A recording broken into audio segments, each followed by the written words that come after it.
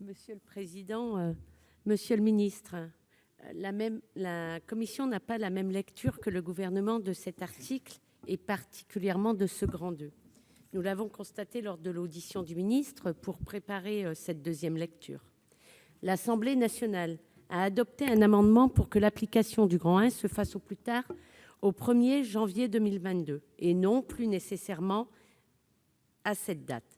Seulement, et j'invite chacun à lire cet article, aucune coordination n'a été faite ni au grand B de ce grand II, ni au grand II et grand III de l'article 3.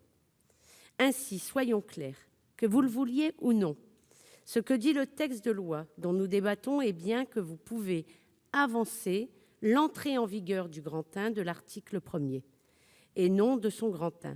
Cela signifie que dans le cas où le Gouvernement prendrait un décret anticipant la date du 1er janvier 2022, ceci n'aurait de valeur que pour les nouveaux retraités de l'Hexagone.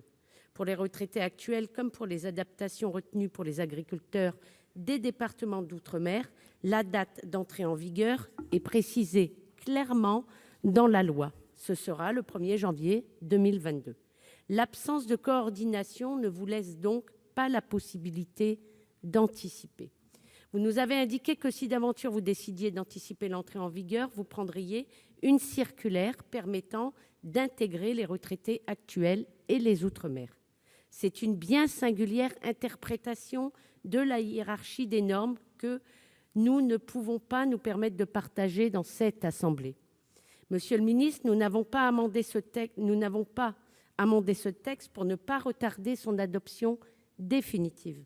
Aussi, notre souhait est de voir ces coordinations assurées dans un texte prochain, peut-être celui qui assurera son financement. Je vous remercie.